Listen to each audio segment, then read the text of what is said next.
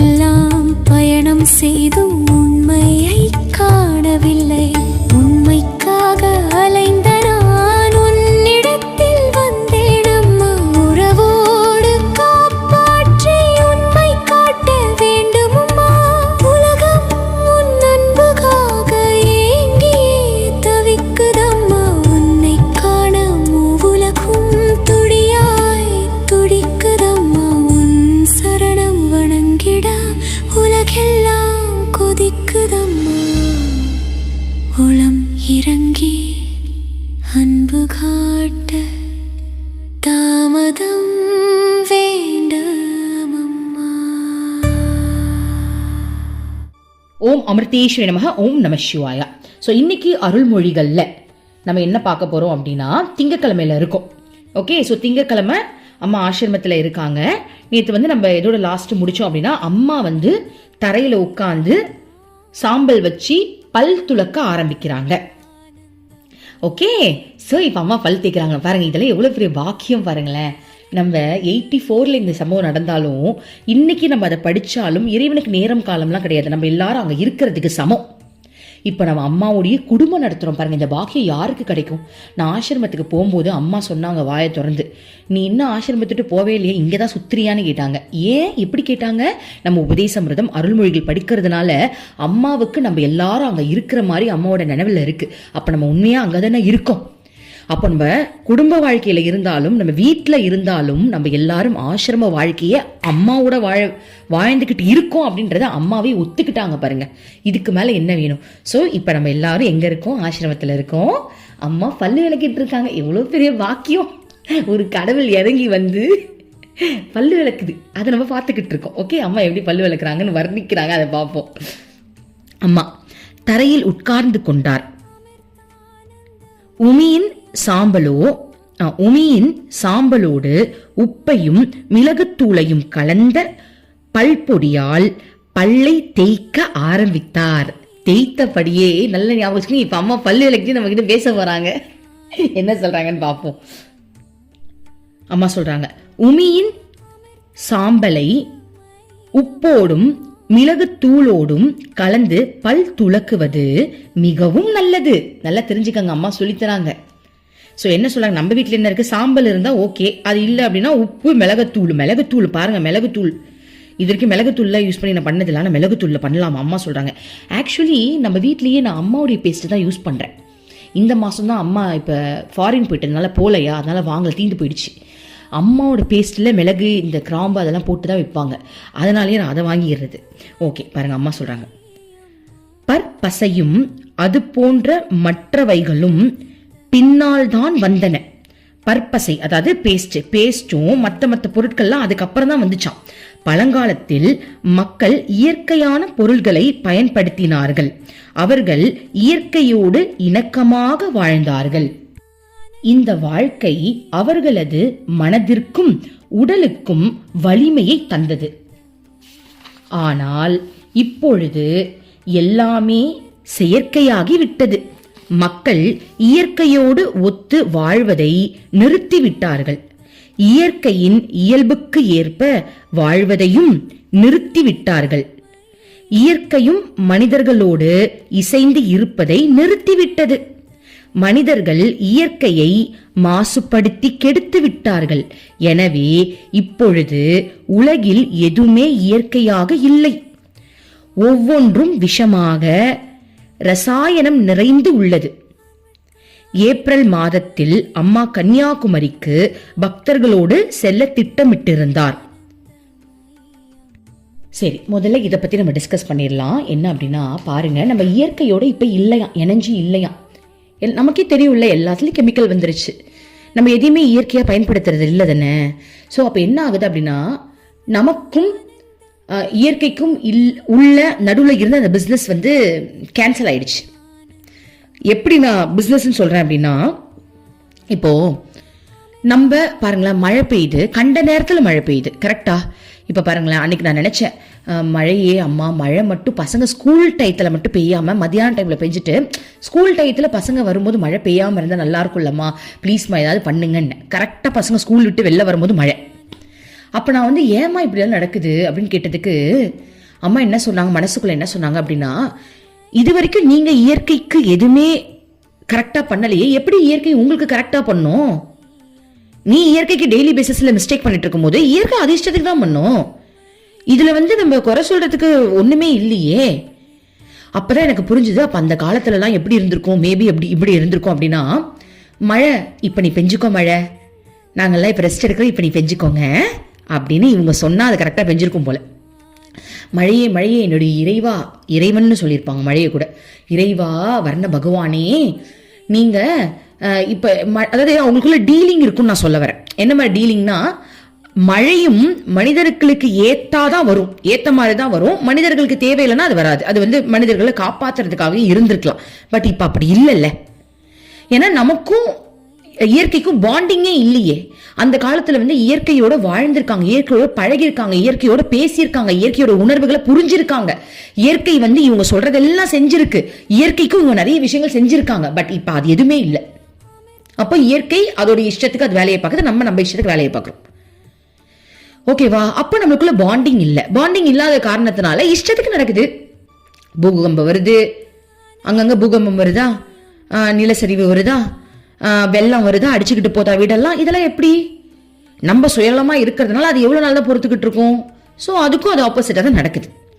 Okay, so இதெல்லாம் கடவுள் பார்த்துப்பாரு. நம்ம உடனே நம்ம வந்து சில முயற்சிகள், நம்ம வந்து திரும்ப இயற்கையை வந்து இறைவனா நினைச்சு வழிபடுவோம். அம்மாவே இயற்கை அப்படின்னு நினைச்சு நம்ம டெய்லி ஒரு பிரார்த்தனை அந்த மாதிரி நம்ம பண்ணிக்க வேண்டியதுதான். நான் முடிஞ்ச அளவுக்கு நம்ம மரம் நடுறது, இந்த மாதிரி நல்ல நல்ல விஷயங்கள், நம்ம நல்ல பழக்கத்தை உருவாக்கிக்க வேண்டியதுதான். ஓகே, சரி. இப்போ அம்மா என்ன சொல்றாங்க, அந்த காலத்துல வந்து இயற்கையோட நம்ம இணங்கி இருந்ததுனால நம்மளுக்கு எல்லாமே நல்லது நடந்தது. பட் இப்ப அப்படி இல்லவே இல்லைன்னு இறைவனே சொல்லிட்டாங்க பாருங்க. நம்ம தான் கெடுத்து வச்சிருக்கோமா? அதை கெடுத்தது யாருன்னு பார்த்தா நம்ம தான், மக்கள் தான் கெடுத்து வச்சது. ஓகேவா? சரி, இப்போ அடுத்தது பாருங்க, கன்னியாகுமரி ட்ரிப்பை பத்தி அம்மா சொல்றாங்க. இது வந்து எல்லாரும் எல்லா இடத்துலயும் ஃபாலோ பண்ணணும். அம்மா சொல்ற இந்த விஷயங்களை இப்போ அம்மா அவங்களுக்கு சொல்ல நமக்கு சொல்றாங்க. இந்த விஷயத்த நம்ம எல்லாரும் எல்லா இடத்துலயும் ஃபாலோ பண்ண போறோம். ஓகேவா? ஓகே, பாருங்க. ஏன்னா இது அம்மா வந்து எப்பவுமே சொல்லுவாங்க. பாருங்க, ஏப்ரல் மாதத்தில் அம்மா கன்னியாகுமரிக்கு பக்தர்களோடு செல்ல திட்டமிட்டு இருந்தார். ஒரு பக்தை அதற்காகவும் எல்லா செலவுகளையும் ஏற்றுக்கொள்ள மகிழ்ச்சியோடு இணங்கி இருந்தார். அம்மா பல் துளக்கி வாய் கொப்பளித்து விட்டு அந்த பயணத்தை பற்றி பேச துவங்கினார். கன்னியாகுமரி பயணம் ஊர் சுற்றி பார்க்கும் உல்லாச பயணம் அல்ல. நல்லா கவனிங்க, நல்லா கவனிங்க. இது நமக்கும் தான். ஓகேவா? நம்ம இப்ப எங்க போனாலும் சரி, அது ஆசிரமமே போனாலும் சரி, இப்ப நீங்க ஆசிரமம் வந்தா கூட இந்த ரூல்ஸ் எல்லாம் ஃபாலோ பண்ணணும். எங்க போனாலும் ஃபாலோ பண்ணணும். அப்பதான் நம்ம உருப்பட முடியும். ஓகே, அது ஒரு ஆன்மீக பயணம். யாரும் அவசியம் இன்றி பேசக்கூடாது. ஒருத்தரை ஒருத்தர் குறை சொல்லக்கூடாது. வம்பிழுப்பது, அரட்டை அடிப்பது கூடாது. இல்லற குழந்தைகள் வந்தால் அவர்களுக்கும் பிரம்மச்சாரிகளைப் போல ஜபம், தியானம், பஜனை, ஆன்மீகம், கலந்துரையாடல் மற்றும் இது போன்ற விஷயங்களிலும் பிறவற்றிலும் தவறாமல் கலந்து கொள்ள வேண்டும். இந்த பயணம் நடக்குமானால் பேசுவது, இடங்களை சுற்றி பார்ப்பது, சாமான்கள் வாங்குவது போன்றவற்றில் நம்முடைய சக்தியை வீணாக்க கூடாது. இந்த பயணம் ஆன்மீக சக்தியை சேர்த்து கொள்வதற்கான பயணம். நல்லா கவனிங்க. அம்மா பாருங்க, அம்மா வந்து கன்னியாகுமரிக்கு போறாங்க, எல்லாரும் கூட்டிட்டு போறாங்க. இந்த அரட்டை அடிக்கிறது, ஜாலியா என்ஜாய் பண்ணலாம் நினைக்கிறது, சும்மா கடவுளை பத்தி பேசுறதுனால சிரிச்சுக்கிட்டே அப்படி குதூகலமா, அதுலயே சில பேர் பேசுன்ற பேச்சுல வீண் பேச்செல்லாம் பேசுவாங்க. இந்த மாதிரிலாம் இருக்கக்கூடாது. சக்தி விரயமாகும். அதாவது இல்லற பக்தர் வந்தா கூட அவங்க கிட்டயும் ஜபம், தியானம், மெடிடேஷன் இந்த மாதிரி விஷயங்களை தான் நீங்க வந்து பார்ட்டிசிபேட் பண்ணுன்ற ஒரு நாலேஜ் வந்து அவங்களுக்கு கொடுக்கலாமே தவிர்த்து வீண் பேச்சு ஒரு வார்த்தை பேசக்கூடாதுன்றாங்க. இப்ப நம்ம கதைக்கு வருவோம். இப்ப நம்மள ஆசிரமம் போவோமா, அம்மாவை பார்ப்போமா? இந்த மெசேஜ் ஆல்ரெடி அம்மா எனக்கு கொடுத்துருக்காங்க. சத்தியமா சொல்றேன். கரூருக்கு நான் அம்மாவை பார்க்க வரும்போது அம்மா எனக்குள்ள ஒரு மெசேஜ், ஒருத்தர்கிட்ட மூச்சு விடக்கூடாது, நீ சொல்ற வேலையை செய்யற, அம்மாவோட நினைப்புல தான் நீ இருக்க, இதுக்கு எனக்கு ப்ராமிஸ் பண்ண அப்படின்னா நீ வரலாம் அப்படின்னு எனக்கு உண்மையா ஆழ் மனதில் அப்படி ஒரு தூண்டுதல். நான் உண்மையா என்ன பண்ண, வாயை மூடினதுதான், யார்கிட்ட பேசலையே, ஒரு வார்த்தை பேசலையே. அதே மாதிரி ஆசிரமம் போனா கூட எனக்கு வந்து அம்மா சொல்லிடுவாங்க உள்ளுக்குள்ள பேசாதனால பேசுறதே கிடையாது. ஆசிரமத்துக்கு வந்தேன் அப்படின்னா அம்மாவை பார்க்க தான் நான் வரனே தவிர்த்து அம்மாவோட டைம் ஸ்பெண்ட் பண்ணி அம்மாவோட என்ஜாய் பண்ணி என் கிருஷ்ணாவோட நான் வந்து இன்னும் பக்தியை எப்படி வளர்க்கறது அப்படின்றதுக்கு தான் நான் ஆசிரமம் வருவேனே தவிர்த்து நான் எக்ஸ்ட்ரா பேச மாட்டேன். ஏன்னா இப்போ நம்ம நிறைய பேர்லாம் போயிருக்கோம் இல்லையா, நான் உண்மையாக எனக்கு அதில் விருப்பம் கிடையாது. ஏன் அப்படின்னா நம்ம வந்து இந்த ஆற்றல் அனுபவிக்க தானே வந்திருக்கோம். அப்படி பேசினா கூட ஏதோ ஒரு குறிப்பிட்ட டைம்ல ஆன்மீக விஷயத்த பேசிட்டு அதோட விட்டுறணும். வீண் பேச்சு, அரட்டை அடிக்கிறது, ஜாலியாக இருக்கிறது, வாங்க இங்கே போல நிறைய பேர் கூப்பிடுவாங்க, மேம் வாங்கலாம் பீச்சுக்கு போயிட்டு வரலாம், சும்மா அந்த காற்றை வந்து சுவாசிச்சுட்டு வரலாம். நான் போனதே கிடையாது. நீங்கள் வேணா போங்க, நான் போக மாட்டேன். ஏன் அப்படின்னா அந்த சக்தி விரயமாகக்கூடாது. நம்ம நுணுக்கமாக ட்ராவல் பண்ணிக்கிட்டு இருக்கோம், இறைவன் அடையிறதுக்கு நுணுக்கமாக ட்ராவல் பண்ணுறோம். அப்போ அவரை விட்டுட்டு நம்ம வேற எதுலையும் கவனம் செலுத்தக்கூடாது. இதுதான் ஓகேவா. அப்போ அம்மா அதையே சொல்கிறாங்க பாருங்க. நான் இதெல்லாம் அம்மா எனக்குள்ளே கொடுக்கும்போது நான் அதை நல்லா ஏற்றுக்கிட்டேன். பட் அம்மா உண்மையாக அதுதான் சொல்லியிருக்காங்க பாருங்க. அப்போது அம்மா வந்து அவங்களுக்கு மட்டும் வழி நடத்தலை, உள்ளுக்குள்ளே இருந்து நமக்கு வழி நடத்துகிறாங்கன்றது இதில் கன்ஃபார்ம் ஆகுதா. ஸோ அம்மா சொல்கிறாங்க வீண் பேச்சு பேசக்கூடாது, இறைவனை தவிர்த்து வேற எந்த சிந்தனையிலும் இருக்கக்கூடாது. இது நம்மளுக்கு ஈஸியாக வரும், இது கஷ்டம்லாம் கிடையாது. இது கஷ்டம் கிடையாது, இது ஈஸி. ஆக்சுவலி பாருங்க, எனக்கு இப்போ ஆசிரமத்துலேருந்து எனக்கு ஒருத்தவங்க மெசேஜ் பண்ணாங்க. என்ன அப்படின்னா, கிருத்திகா நம்ம ஃப்ரெண்ட்ஸ்லாம் வராங்க ஆசிரமத்துக்கு, நீங்கள் அந்த டைமில் வந்தால் நல்லா இருக்கும்னாங்க. நான் என்ன சொன்னேன் அப்படின்னா, நான் வந்தேன் அப்படின்னா அவங்கக்கிட்ட பேச மாட்டேன். நான் சத்தியமாக ரிப்ளை பண்ணேன். நான் வந்தேன் அப்படின்னா அவங்கக்கிட்ட பேச மாட்டேன். ஏன்னா எனக்கு பேச விருப்பம் கிடையாது. எனக்கு வந்து அம்மா கூட இருக்கணும், அம்மாவை என்ஜாய் பண்ணணும், கிருஷ்ணாவே கதின்னு இருக்கணும், அவளுக்கு சேவை செய்யணும், அவளுக்கு பிடிச்ச மாதிரி நடக்கணும், அவளுக்கு இம்ப்ரெஸ் பண்ணணும். என் கவனம் எல்லாம் அவகிட்ட இருக்கும்போது இன்னொருத்தவங்க கிட்ட நான் பேச மாட்டேன். எனக்கு அது வராது டியர், நான் வரலன்னு சொல்லிட்டேன். அப்போ அவங்க சொன்னாங்க, ஐயோ நீங்கள் வேற ஏதோ வேற லெவலில் இருக்கீங்க, ஓகே எனக்கு அவங்களை நினச்ச சந்தோஷமா இருக்குன்னு சொல்லி விட்டுட்டாங்க. அதே மாதிரி ஆசிரமத்தில் இன்னும் சில பேர் வராங்க, என்கிட்ட பேசணும்னு விருப்பப்படுவாங்க, கொஞ்ச நேரம் ஏதாவது பேசணும்னு விருப்பப்படுவாங்க. நான் என்ன திரும்ப சொல்லுவேன், இல்லை நான் கொஞ்சம் அந்த சேவை செய்யலான்னு இருக்கேன், நான் போய் செஞ்சுட்டு வரேன், நான் பாட்டுக்கு போயிடுவேன். ஏன்னா அது நம்மளை தூய்மைப்படுத்துகிற இடம். நான் ஏன் இது ஓப்பனாக சொல்கிறேன் அப்படின்னா, எல்லாரும் அப்படி இருக்கணும்னு சொல்கிறேன். நம்ம எல்லாருமே ஆசிரமம் போகிறோம் அப்படின்னா, ஏன்னா ஆசிரமத்தில் தான் நம்மளால வந்து அந்த அந்த ஃபீலை வந்து என்ஜாய் பண்ண முடியும். வெளியேயும் அப்படி இருக்கலாம், வெளியவும் அப்படிதான் இருக்கணும், வீட்லேயும் அப்படிதான் இருக்கணும். நான் ஏன் ஆசிரமத்தை சொல்றேன் அப்படின்னா, நம்ம அம்மா கிட்ட போறோம்ல, இப்ப அம்மா வந்து கன்னியாகுமரிக்கு சொல்றாங்க, நம்ம அங்க போல ஆசிரமத்துக்கு போறதுனால ஆசிரமத்தை கம்பேர் பண்றதே தவிர்த்து எல்லா இடத்துலயும் நம்ம இப்படிதான் இருக்கணும். சில இடங்கள்ல நம்ம பேசிதான் ஆகணும், வேற வழி இல்லைன்னா பேசலாம், தப்பு கிடையாது. ஏன்னா குடும்ப வாழ்க்கையில இருக்கோம் இல்லையா, அதனால கரெக்டா பேசிட்டு விட்டுறணும். ஆனா நம்மளும் இந்த விஷயங்களை ஃபாலோ பண்ணணும். இது ஈஸி தான், இது கஷ்டம் கிடையாது. ஏன் இது கஷ்டம் கிடையாது அப்படின்னா, பிரேம பக்தி, அதுதான் பிரேம பக்தி. பிரேம பக்தியில் வந்துட்டோம் அப்படின்னா நம்மளால அவங்கள விட்டு இருக்க முடியாது. இப்போ என்னோட ஸ்டோரி எடுத்துக்கோங்க. நம்ம வந்து கிருஷ்ணா அந்த கிருஷ்ண பிராணா சேனல் இருக்கு இல்லையா 143, அதில் ஸ்டோரி போடுறோம் இல்லையா, சுதாமணி கிருஷ்ணன்ட்டு. அதில் சுதாமணி பார்த்தீங்களா, கிருஷ்ணாவை விட்டு அவளால் இருக்கவே முடியாது. ஏன்? அவள் கிருஷ்ணாவை லவ் பண்ணுறான், அவ்வளோதான். இதான் நம்ம இறைவனை லவ் பண்ணிட்டோம் அப்படின்னா அவரை விட்டு நம்மளால இருக்க முடியாது. அது ஈஸியாக வந்துடும். அவர் கூடயே இருக்கணும், அவர் கூட பேசணும். எனக்கு டைம் கிடைக்காதான்னு தோணும். டைம் கிடைக்காதா கொஞ்ச நேரம் கிருஷ்ணா மடியிலே சாஞ்சிக்க மாட்டோமான்னு தோணும். இப்போ அது எப்படி தோணும்? இப்போ நம்ம ஸ்டோரியில வந்து விஷுவலா அவங்களை காட்டுறோம் இல்லையா, அப்போ ஈஸியாக நம்மளால அவங்க கிட்ட அட்டாச் ஆக முடியுமா? அப்போ கற்பனையிலேயே அவங்க நம்ம கூட இருக்கிற மாதிரியான உணர்வை நம்ம நினைச்சா போதும், அந்த உணர்வை இறைவன் நம்மளுக்கு கொடுத்துருவாரு. அப்போ நம்ம அதை ப்ராக்டிஸ் பண்ண பண்ண பண்ண நம்மளுக்கு அது ஈஸியாக வந்துடும். இப்போ பாருங்க, நான் ஒரு ஃபோட்டோ வச்சுக்கிட்டே சுற்றிக்கிட்டு இருப்பேன் கிருஷ்ணாவை வச்சுக்கிட்டு. ஏன்னா எனக்கு என் ஃபோட்டோ தான் எனக்கு கிருஷ்ணா, என் ஃபோட்டோ எனக்கு அம்மா தான் கிருஷ்ணா. என் கிருஷ்ணா நான் வேற எங்கேயுமே தேடலை. ஓகேவா? அப்போ இது இருந்துடுச்சு அப்படின்னா நான் அவங்களோடயே இருக்கிற மாதிரி எனக்கு ஃபீல் வரும். எனக்கு தனிமையை தான் நான் ரொம்ப தேடுவேன். தனியாக இருந்தால் நல்லா இருக்குமே, நான் கிருஷ்ணாவோட இன்னும் டைம் ஸ்பெண்ட் பண்ண நல்லா இருக்குமே. அது நம்மளை மீறி அது வந்துடும். அப்போ ஆட்டோமேட்டிக்காக அம்மா சொன்ன விஷயங்கள் நம்மளுக்கு வந்துருமா, அந்த கண்ட்ரோலுக்கு வந்துருவோமா? வீண் பேச்சு பேச மாட்டோம், அரட்டடிக்க வாய்ப்பே கிடையாது. அப்படி அரட்டை அடிக்கணும், கிருஷ்ணாவோட சேர்ந்து வேணா அரட்டை அடிக்கலாம். ஓகே, இன்னொரு எக்ஸாம்பிள் சொல்றேன் பாருங்க. கரூருக்கு அம்மா 12 மணிக்கு அப்பதான் கரூருக்கு வராங்க, ரூம்ல வந்து இருக்க போறாங்க. இறங்கின உடனே அம்மா ரூமுக்கு தான் போவாங்க. நல்லா கவனிங்க, பிரம்மச்சாரிகள் ஒரு 3 பேர் இருக்காங்க, நம்ம அம்மாவுடைய டிவோட்டிஸ் ஒரு 2-3 பேர் இருக்காங்க, நான் இருக்கேன். ஒரு ரூம்ல இருக்கோம், அம்மாக்காக வெயிட் பண்ணிட்டு இருக்கோம். நான் என்ன பண்ணிட்டு இருந்தேன் அப்படின்னா, உண்மையை தான் நான் சொல்றேன், நான் கிருஷ்ணாவுடைய போட்டோ வச்சுக்கிட்டு பேசிக்கிட்டே இருந்தேன். கிருஷ்ணாவுடைய போட்டோ மூஞ்சில் வச்சு அழுது பேசிக்கிட்டு இருந்தேன்.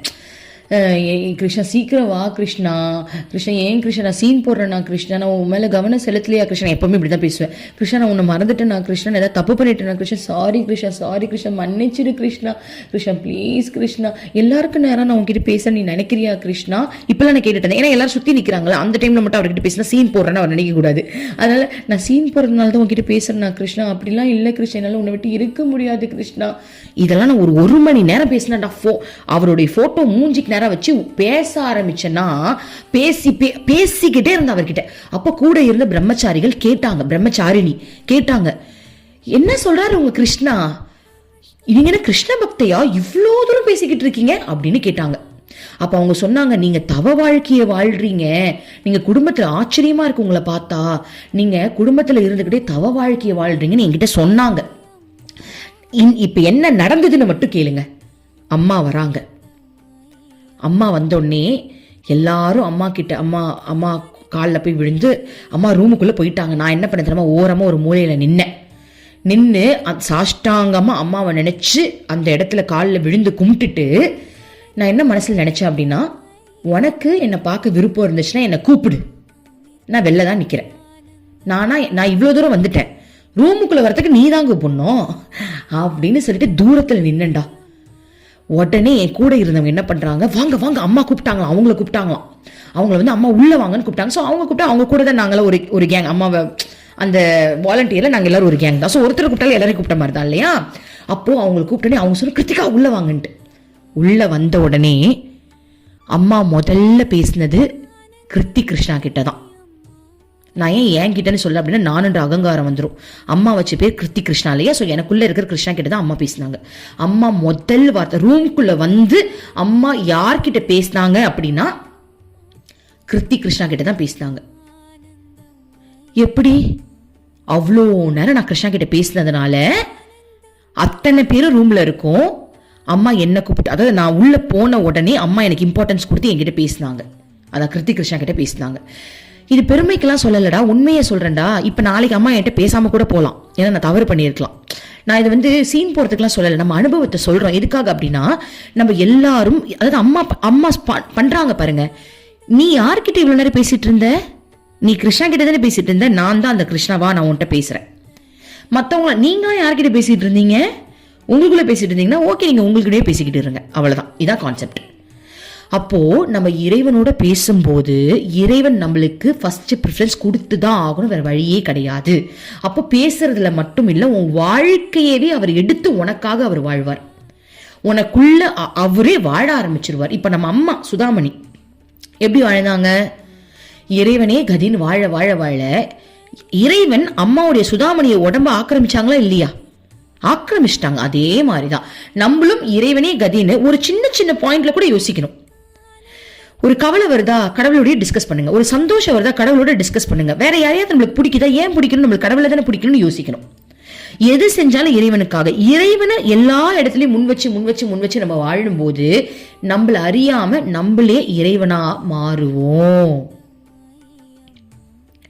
ஓகேவா, இறைவன் நம்மள ஆக்கிரமிப்பாரு. இதான் உண்மை. இந்த விஷயம் உங்க எல்லாருக்கும் நடக்கணும் அப்படின்றதுக்காக தான் இது இவ்வளோ எக்ஸ்பிளைன் பண்ணி நம்ம சொல்றோம்.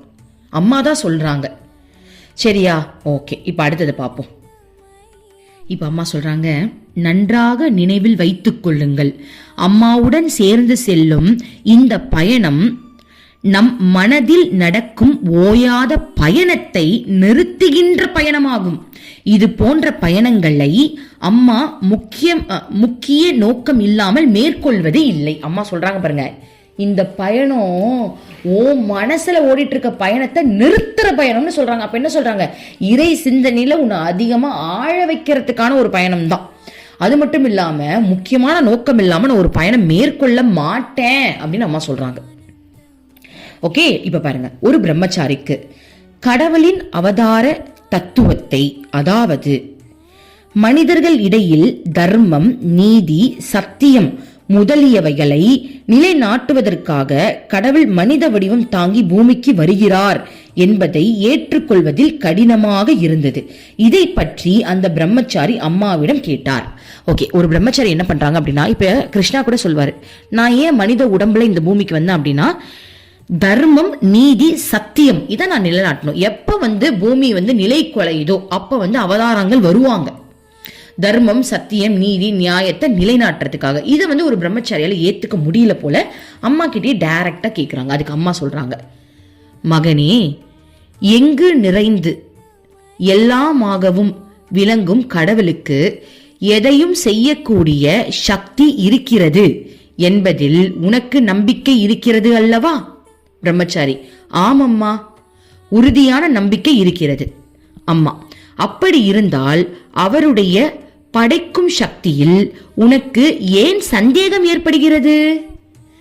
அவ்வளவு சக்தியுள்ள கடவர் தான் நினைத்தால், விரும்பினால் எதை வேண்டுமானாலும் செய்யலாமே. சின்னஞ்சிறு மனம், உடல், அறிவை கொண்ட சாதாரண மனிதனால் இவைகளையெல்லாம் கடந்த வடிவம், குணம், மனமற்ற கடவுளை அறிந்து கொள்ள முடியாது. அவ்வாறு அவன் அறிந்து கொள்ள வேண்டுமானால் கடவுள் வடிவோடு குணத்தோடு அவன் முன் தோன்ற வேண்டும். இதற்காக தான் அவதாரம் நிகழ்கிறது. கடவுள் மனித உடலும் மனமும் எடுத்து மனிதன் முன் தோன்றுகின்றார். கடவுள் உருவம் இல்லாமல் இருந்தால் அவரை யாரால் புரிந்து கொள்ள முடியும்? அவரிடம் இருந்து யாரால் உற்சாகத்தை பெற முடியும்? அவர் யாராலும் புரிந்து கொள்ள முடியாதவராகவும் ஒரு கற்பனையாகவுமே இருப்பார். கடவுளை பற்றி எழுதப்பட்டுள்ள சாஸ்திரங்களும் கருத்துக்களும் மனித அறிவுக்கு எட்டாதவைகளாகவே இருக்கும். இவைகளை தவிர்ப்பதற்காகவே கடவுள் மனித வடிவில் மற்றவர்களுக்கு சேவை செய்து அன்பு காட்டுவதன் மூலம் உலகுக்கு உதாரணமாக திகழ்கின்றார். இதை செய்ய கடவுளுக்கு மனித வடிவம் தேவைப்படுகிறது. மக்களை துன்பம் இல்லாமல் வாழ வைக்க ஒவ்வொரு யுகத்தின் தேவைக்கு ஏற்றபடி ஒரு உருவத்தை, பெயரையும் எடுத்துக் கொள்கின்றார். இறைவன் எங்கும் நிறைந்தவர். அப்படி இருக்கும் போது ஒரு மனித வடிவில் பூமியில் அவர் தோன்றுவதில் உனக்கு ஏன் சந்தேகம் ஏற்படுகிறது? கடவுள் வடிவமற்றவர். ஆனால் அவர் விரும்பினால் விரும்பும் வடிவத்தை எடுக்கவும் முடியும். அவர் மனிதனாக தோன்றி மனிதர்களோடு வாழ்ந்தாலும் தமது தெய்வீக இயல்பை ஒருபோதும் மறப்பது இல்லை. ராமர் பகவான் ஸ்ரீமன் நாராயணின் அவதாரம். இருந்த போதும் ராவணன் சீதையை தூக்கி கொண்டு போன போது ராமர் அழுது கண்ணீர் வடிக்கவில்லையா? ஒரு சாதாரணமான வேடனின் அம்பால் ஸ்ரீகிருஷ்ணர் கொல்லப்படவில்லையா? இயேசுநாதர் மட்டுமென்ன, அவரும் சித்திரவதை செய்யப்படவில்லையா? சாதாரண மனிதனைப் போல் இறந்து போகவில்லையா? அவர்கள் எல்லோரும் மனித வடிவில் தோன்றிய கடவுள்கள்தான். இருந்தாலும் அவர்கள் மனித உடல் எடுத்துவிட்டால் அதற்கே உரிய எல்லா அனுபவங்களையும் அனுபவிக்க விரும்பினார்கள். தங்களுடைய தெய்வீக இயல்பை அவர்கள் அறிந்தவர்களாக இருந்தாலும் சாதாரண மக்களைப் போல் துன்பங்களை அனுபவித்து உடலை துறந்தார்கள். இது அவர்களுடைய மகோனதமான தன்மை. ஒரு மகான் மட்டுமே செய்யக்கூடிய மிகப்பெரிய வியப்புக்குரிய தியாகம் இது. மனிதர்களின் நலனுக்காக அவர்கள் மனித உடல் எடுத்து தாங்களே விரும்பி எல்லா துன்பங்களையும் ஏற்றுக்கொண்டார்கள். ஓகே, உங்களுக்கு புரிஞ்சிருச்சா அம்மா என்ன சொல்ல வராங்க அப்படின்ட்டு? இறைவன் பிரம்மம் தான். ஆனா உனக்கு அது புரியாதுல்ல, நமக்கு அது புரியாதுல்ல. பிரம்மம்னா எல்லா இடத்துலயும் இறைவன்னா நீ எப்படி அதை ரியலைஸ் பண்ணுவ? உன்னால் ரியலைஸ் பண்ண முடியாது. ஏன்னா நீ மனித உடம்புல இருக்க, நீ ஒரு குறிப்பிட்ட அறிவுல தான் இருக்க. அதை தாண்டி உன்னால் நிறைய விஷயங்களை பார்க்க முடியல, உனக்கு தெரிய மாட்டேங்குது இல்லையா? இப்போ மூச்சு எக்ஸாம்பிள், மூச்சு இருக்குன்னு தெரியும், மூச்சை நம்ம சுவாசிக்கிற காற்று தான் மூச்சா வருது, அதை நம்ம கண்ணால பார்க்க முடியுதா? இல்ல இல்லையா? அப்போ நம்ம அறிவுக்கு, நம்ம கண்களுக்கு சில விஷயங்கள் தான் புலப்படுது. அப்ப இப்படிப்பட்ட மனித உடம்புல இருக்கும் போது இறைவனான அந்த பரபிரம்மத்தை நம்மளால எப்படி அடைய முடியும்? அப்ப இறைவன் இறங்கி உங்களை கூட்டிட்டு போனாதான் அது முடியும். இப்போ ஒரு குழந்தை இருக்கு அப்படின்னா, அது தவழ்ற குழந்தையா இருக்கு அப்படின்னா, அது நடக்கணும் அப்படின்னா நீ கையை பிடிச்சு நடந்தாதான் அதால நடக்க முடியும். ஓகேவா? நான் ஒரு இடத்துல நின்னுட்டு இருக்கேன், நான் நடக்கிறத பார்த்து நீயே நடனா அந்த குழந்தையால நடக்க முடியுமா? முடியாது. அதே மாதிரிதான் நான் பரபிரம்மம், நீ என்ன அட அப்படின்னா எப்படி முடியும்? இறைவன் மனித ரூபத்துல வந்து நம்மள கைய பிடிச்சி நம்மள நடக்க வச்சா மட்டும்தான் அவரோட நம்ம அவரை மாதிரியே, அதாவது நம்மள மாதிரியே அவர் வரும்போதுதான் நம்மளுக்கு அவர் மேல ஈர்ப்பு வருது, இணக்கம் வருது, எல்லாமே வருது. இப்ப அம்மா பூமியில வந்திருக்காங்க, அம்மா மேல அன்பு வருதா? அம்மா மேல அன்பு வருது அப்படின்னா இறைவன் மேல நம்மளுக்கு அன்பு இருக்குன்னு அர்த்தம். அம்மாக்காக நம்ம அழுகுறோம் அப்படின்னா இறைவனுக்காக அழுகுறோம்னு அர்த்தம். அம்மா வேணும்னு துடிக்கிறோம் அப்படின்னா நம்ம இறைவனுக்காக துடிக்கிறோம்னு அர்த்தம். இப்ப அம்மா மட்டும் வரல அப்படின்னா இந்த ஃபீலிங்ஸ் எல்லாம் நம்மளுக்கு யார் மேல இருந்திருக்கும்? கூட இருக்கிறவங்க மேல இருந்திருக்கும். கடவுள் மேல இருந்திருக்குமா? வாய்ப்பே இல்லை. எப்படி அந்த பிரம்மத்து மேல நம்மளுக்கு இருக்கும்? நம்மளுக்கு என்ன ஒரு உருவம் இல்லாம நம்மளால எப்படி அதை வந்து ஹேண்டில் பண்ண முடியும்? முடியாது, ரொம்ப கஷ்டம். அப்ப அம்மா சொல்றாங்க, அப்போ இறைவன் எல்லா இடத்துலயும் இருக்கிறாருன்னு உனக்கு தெரியும், இறைவனுடைய சக்தியால எதை வேணாலும் படைக்க முடியும்னு உன்னால உணர முடியுது. அப்ப அந்த இறைவனால ஏன் மனுஷ உடம்பு எடுக்க முடியாது? இப்ப அம்மா சொல்றாங்க, ஜீசஸ் எடுத்துக்கோ, ராமர் எடுத்துக்கோ, கிருஷ்ண பகவான் எடுத்துக்கோ, அவங்க எல்லாம் வந்துட்டு மனித உடல்ல வந்ததுக்கு அப்புறம் அந்த மனித கோட்பாடுக்கு ஏத்த மாதிரி வாழ்றாங்க, கட்டுப்பட்டு வாழ்றாங்க. இப்ப ஜீசஸ்க்கு அவ்வளோ அடி விழுந்து, அவ்வளோ விஷயங்கள் அவர் வந்து அவமானப்பட்டு, அவள் ரொம்ப துன்புறுத்தி அவரை வந்து கொன்னாங்க. ஆனா அவர் விருப்பப்பட்டு தான் அதை ஏத்துக்கிட்டாரு. ஏன் அப்படின்னா நம்மளுடைய பாவத்தை துடைக்கிறதுக்கு நம்ம வாங்க வேண்டிய அடியை அவர் வாங்கிக்கிட்டாரு. சோ விருப்பப்பட்டு தான் அவங்க வராங்க. மனித உடல் எடுக்கிறாங்க அப்படின்னா அந்த மனித உடலுக்கு ஏத்த மாதிரியான விஷயங்களை அவங்களும் சேர்ந்து அனுபவிக்கிறாங்க. அதற்காக தான் இறைவன் இல்ல, இறைவனை மறந்து இல்ல அவங்க. அண்ட பிரம்மாண்டமும் அவங்க தான். ஆனா ஒரு குறிப்பிட்ட இடத்துல இருந்து அந்த ரூல்ஸ் அவங்க ஃபாலோ பண்றாங்க. சோ இதை வந்து அம்மா சொல்றாங்க, அப்போ நம்ம அதை வந்து ஏத்துக்கணும். அத இறைவனை வந்து மனித ரூபத்தில் நம்ம ஏத்துக்கணும். அது ஒவ்வொருத்தவங்களுடைய பக்குவத்தை பொறுத்து தான். இப்ப பாருங்க, அம்மா சொல்றாங்க, அதோடு தவத்தின் மூலம் விடுதலை அடையும் ஒரு சாதாரண மனிதனுக்கும் இந்த அவதார புருஷர்களுக்கும் இருக்கும் ஒரு பெரிய வித்தியாசத்தை உன்னால் பார்க்க முடியும்.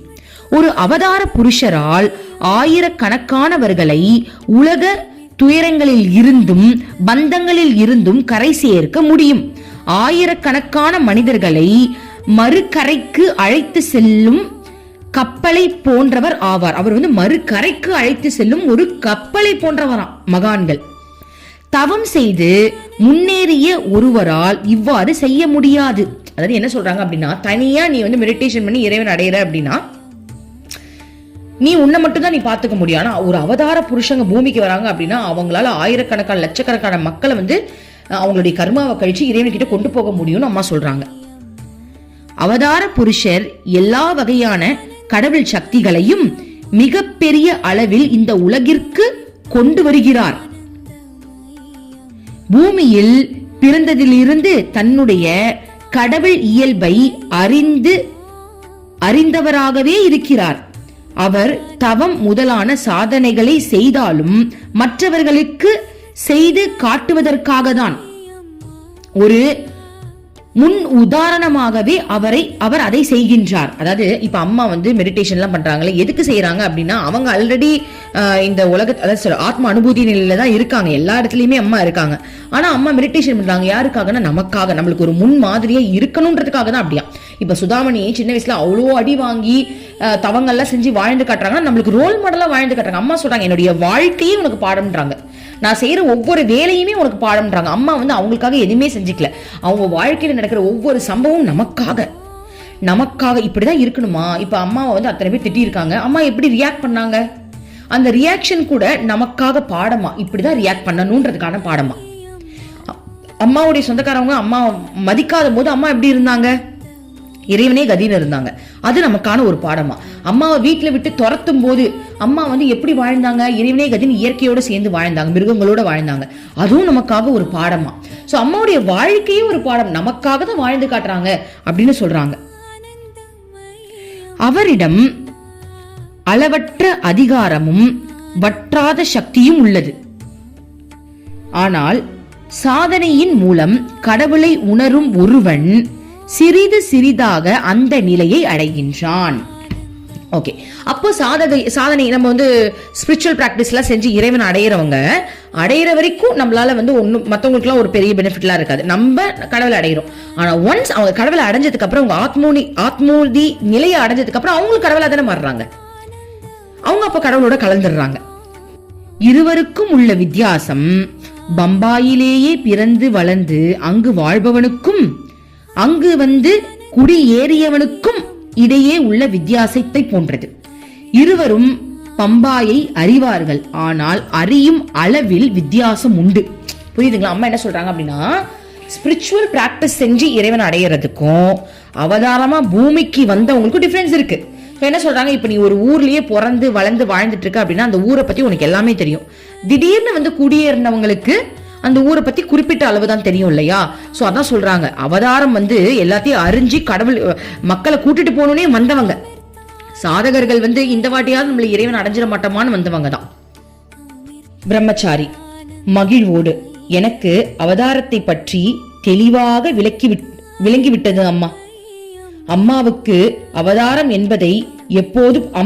அவதாரம் என்பதை இப்பொழுது புரிந்து கொண்டேன் என்றார். அம்மா குதூகலத்தோடு சிரித்துக் கொண்டே, இல்லை இல்லை, உங்கள் அம்மா அவதாரம் அல்ல, ஒன்றுக்கும் உதவாத ஒரு பைத்தியக்காரி என்றார். ஏன் அம்மா இந்த வார்த்தையை சொல்லணும்? இதுவும் உதாரணம். நம்ம எல்லாரும் அப்படிதான் சொல்லணும். நான்லாம் ஒன்னுத்துக்கும் உதவாத ஒரு வெத்து வேட்டு, நான் ஒரு டேஷ், அதுல என்ன வேணாலும் ஃபில் பண்ணிக்கோங்க. அம்மா கிட்டே கொடுத்த, அம்மா நீ அதுல என்ன வேணாலும் ஃபில் பண்ணிக்கோமா. சோ நான் ஒரு பைத்தியம். ஏன் அப்படி சொல்லணும்? காரணம் இருக்கு. நான்ன்ற தன்மை நம்மளுக்கு இருக்கிறதுனால தானே நம்ம இன்னும் இறைவனை அடையாம இருக்கோம். நான்ன்ற தன்மைனா என்ன? எனக்கு ஒரு பேரு, எனக்கு ஒரு பதவி, எனக்கு ஒரு குடும்பம், எனக்கு ஒரு குழந்தை, எனக்கு ஒரு ஹஸ்பண்ட், எனக்கு ஒரு தொழில், எனக்கு ஒரு வருமானம் அப்படின்னு எனக்கு நான் அப்படின்ற பேக்ல பார்த்தோம் அப்படின்னா அவ்வளோ விஷயங்கள் இருக்கு. அப்போ இதெல்லாம் எனக்கு இல்ல, இது எதுவுமே எந்தில்ல. நான் ஒரு ஆத்மா. இந்த குழந்தை ஏன் குழந்தை இல்லை, இது கடவுளுடைய குழந்தை. ஏதோ நம்மளுக்கு கொடுத்து அவர் வளர்க்கிறாரு போல் இருக்கு. நம்மள அம்மானு ஏதோ சர்டிபிகேட்ல பேர் போறதுக்காக நம்மள வச்சிருக்காரு போல் இருக்கு அப்படின்னு. இது எதுவுமே எந்தில்ல. நான் ஒரு வெத்து வேட்டி. என்ன நம்பி அந்த குழந்தைங்க இந்த பூமியில பிறந்துச்சு. அது பூமிக்கு வரத்துக்கு நான் ஒரு கருவி, அவ்வளவுதான். இறைவன் அதை பாத்துக்கிறாரு, நம்ம கூட இருந்து கைட் பண்ணிக்கிட்டு இருக்கோம். நம்ம மூலமா இறைவன் கைட் பண்றாரு அப்படின்னு. நான் என்னது அப்படின்ற தன்மை அழியணும் அப்படின்னா நீ ஒண்ணுமே இல்லை, நான் ஒரு உதவாக்கரை, நான் ஒரு பைத்தியம் நீ நினைச்சுக்கிட்டா மட்டும்தான் உன்னால அடுத்த நிலைக்கு போக முடியும். அப்போ இந்த வார்த்தையை அம்மா சொல்றாங்க பாருங்க, இல்லை இல்லை, உங்கள் அம்மா அவதாரம் இல்லை, ஒன்றுக்கும் உதவாத ஒரு பைத்தியக்காரி. அப்ப அம்மா எவ்வளவு எளிமையா இருக்காங்க பாருங்களேன்.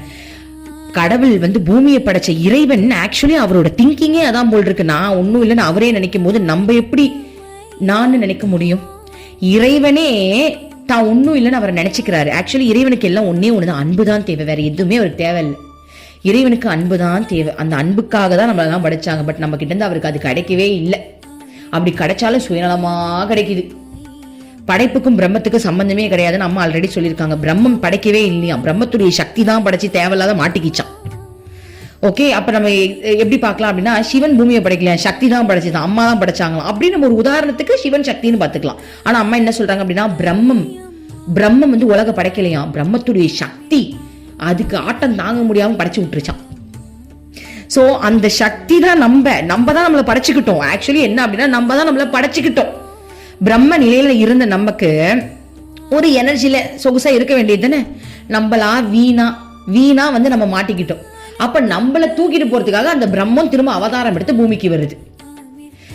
ஓகேவா? அப்போ அந்த பிரம்மமே நான் ஒன்னும் இல்லைன்னு நினைக்குது. நான் ஒரு வெத்து வேட்டு, நான் ஒரு ஆழ்ந்த நிலையில இருக்கேன்னு நினைக்கிற அந்த பிரம்மமே, படைச்ச பிரம்மமே அப்படி நினைக்கும் போது நானு நினைக்க முடியுமா? அதுக்குதான் அம்மா சொல்லி காட்டாங்க, நான் ஒன்னும் இல்லைன்னு. அம்மா ஏன் சொல்லி காட்டுறாங்கன்னா, நம்மளும் ஒன்னும் இல்லைன்ற உணர்வுக்கு வரணும்னு தானே சொல்லி காட்டுறாங்க.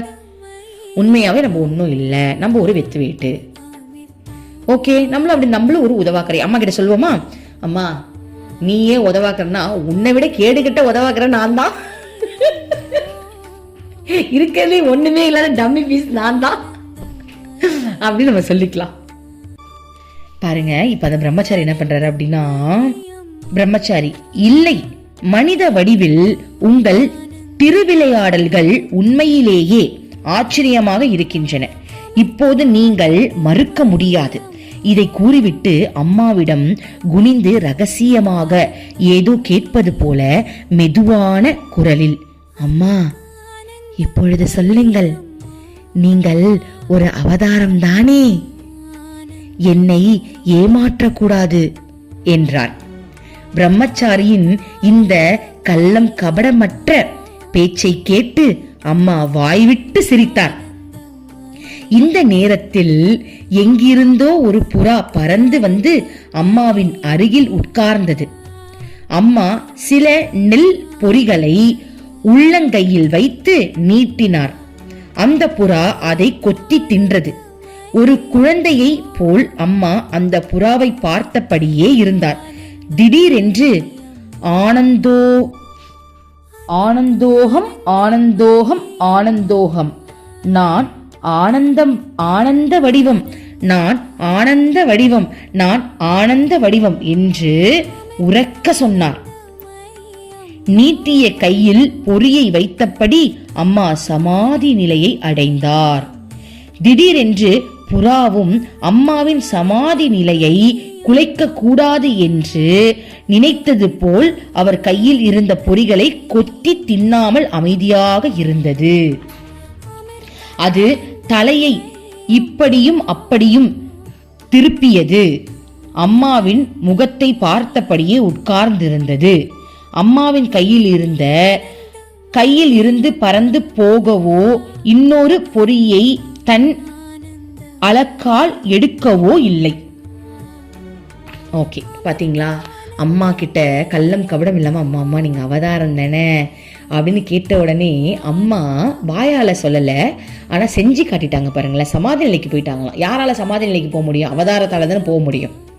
ஸோ அம்மா நான் ஆனந்த நிலை அப்ப கடவுள்னா யாரு? ஆனந்த நிலை தான் கடவுள். நான் ஆனந்த நிலை ஆனந்த நிலை ஆனந்த நிலைன்னு சந்தோஷமா சொல்லிட்டு அவள் தான் டாப்ல போயிட்டாங்க. அம்மா எங்க போனாங்க? பாடி மட்டும்தான் இருக்கு. அம்மா டாப் கீரை போட்டுட்டு கிளம்பி போயிட்டாங்க. அப்போ அம்மா செஞ்சு காட்டுறாங்க அவதாரம். ஆமா நான் அவதாரம் தான். அம்மா வாயில சொல்ல, பட் அந்த நிலைய காட்டிட்டாங்க பாருங்களேன். ஸோ அந்த பருந்தும் பாருங்க, அந்த பருந்துக்கு எவ்வளவு பெரிய ரியலைசேஷன் பாருங்க. அம்மா சமாதி நிலைக்கு போயிட்டாங்கன்னு அந்த பருந்து பக்கத்துலேயே உட்காந்துட்டு இருந்தா கொத்தவே இல்லையா அம்மா கையில. அம்மா வந்து சமாதி நிலைக்கு போயிட்டாங்க, நம்ம சைலண்டா இருக்கணும்னு இருந்துச்சு பாருங்க. சில நிமிடங்கள் கழிந்தன.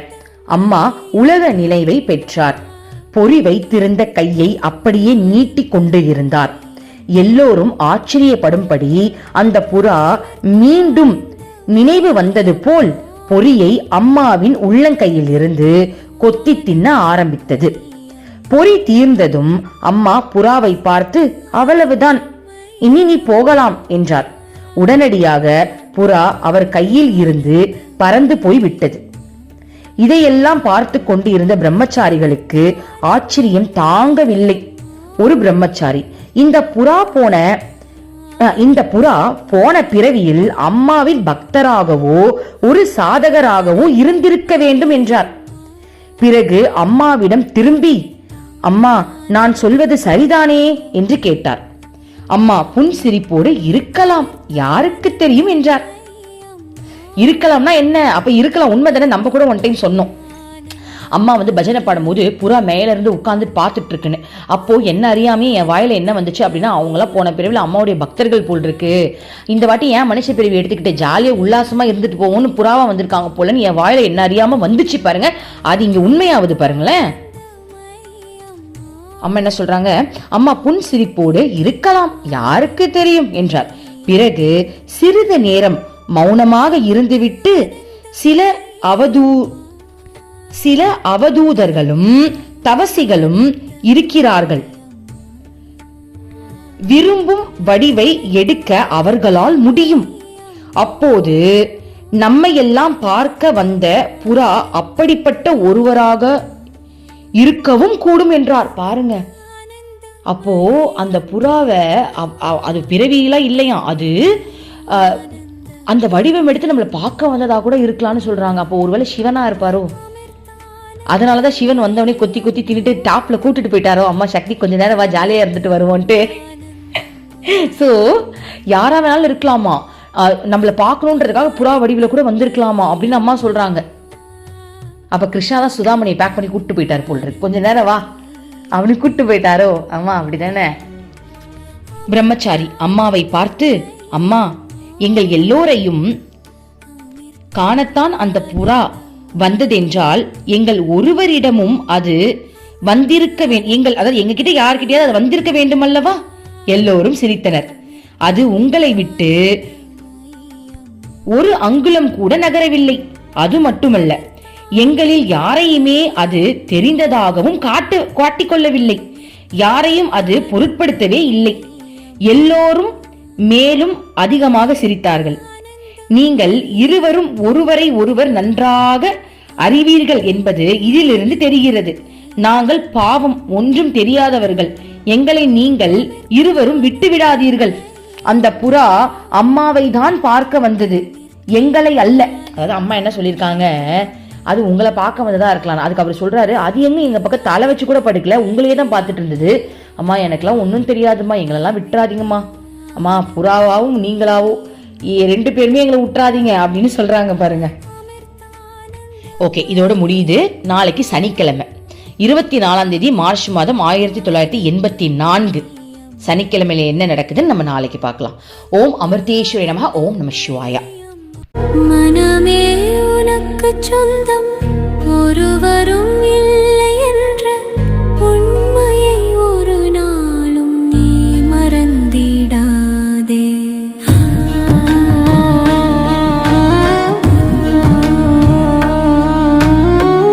அர்த்தமற்ற கர்மங்களை செய்து கொண்டே சம்சாரத்தில் பயனின்றி நீயும் வீணாய் அலைகின்றாயே. காயமது மாயமதனை சவம் என்று உணர்ந்து கொண்டு சத்தியத்தை அறிந்திட நாம் வழி தேடுவோம். நிலையில்லா உலகினை நிஜமென்று எண்ண